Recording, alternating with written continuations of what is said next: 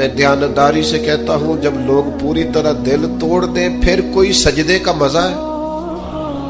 پھر کوئی دعا کی لذت ہے، پھر کوئی چسکا ہے اس کی بارگاہ میں حاضری کا، پھر کوئی تڑپ پیدا ہوتی ہے اس کیفیت میں، وہ جب لوگ آپ کو پوری طرح تکلیف دیں اور سارے اسباب ظاہری ختم ہو جائے، وہ جو لذت ہے نا اللہ کی بارگاہ میں جڑنے کی، وہ تعریف والوں کو کئی دفعہ نصیب،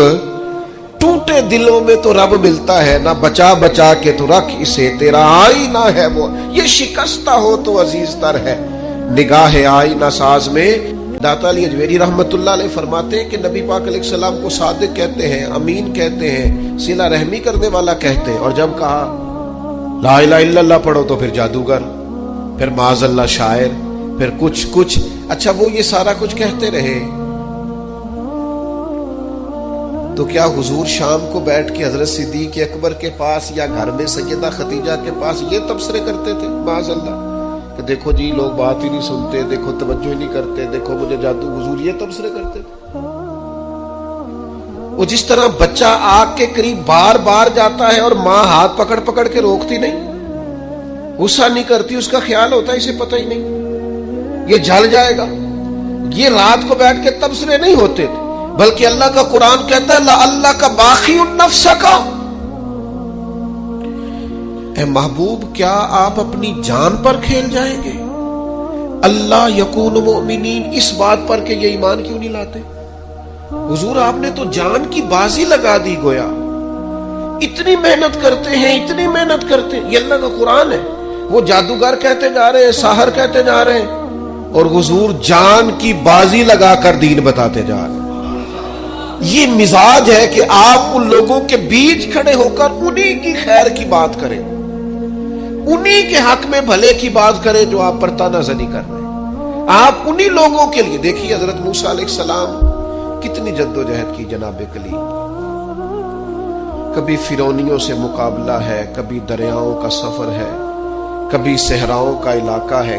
کس طرح حضرت موسیٰ علیہ السلام نے جد و جہد کی اپنی قوم کو نکالنے کے لیے۔ آپ قرآن مجید کھولیں، جگہ جگہ حضرت کلیم علیہ السلام کا ذکر ملے گا، کبھی وہ پانی کا مطالبہ لے کے آ گئے، کبھی کچھ لے کے آ گئے، دن رات حضرت موسیٰ علیہ السلام انہیں فرعونیوں سے نجات دلانا چاہتے ہیں، لیکن وہ کتنی ذہنی اذیت دیتے ہیں۔ آپ تاریخ پڑھ کے دیکھیں،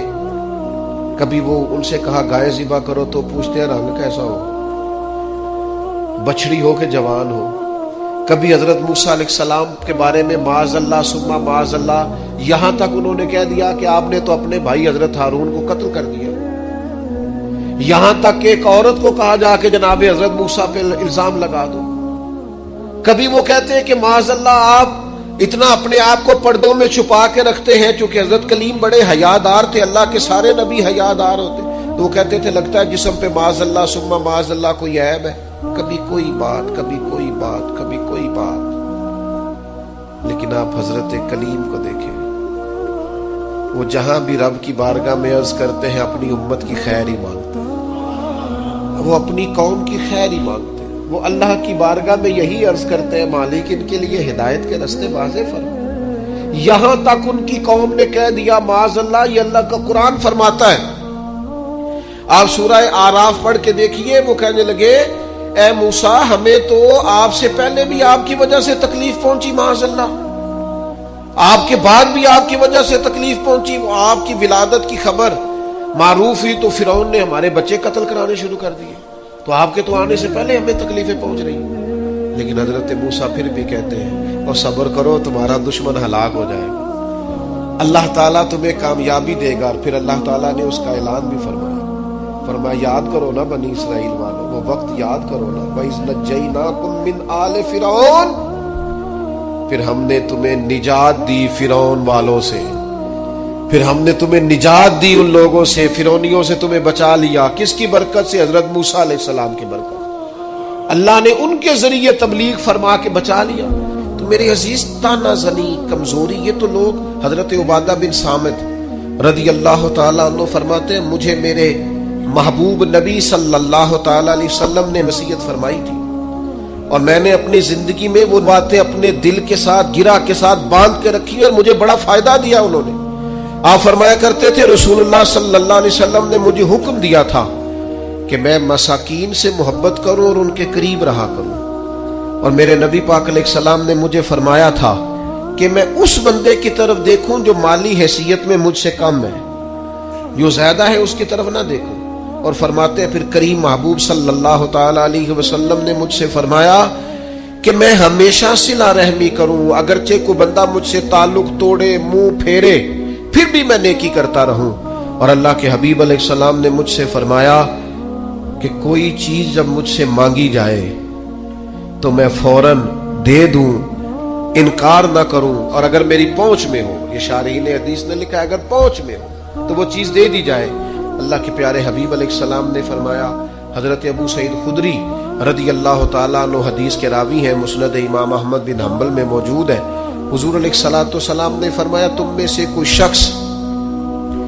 اگر کوئی ایسا موقع دیکھے جہاں اللہ کے احکام کو توڑا جا رہا ہے تو اسے چاہیے کہ وہاں بات کہنے میں حقارت محسوس نہ کرے، تبلیغ کر دے، بات کہہ دے، لوگوں کو بتا دے۔ اور فرمایا اگر ایسا نہیں کرے گا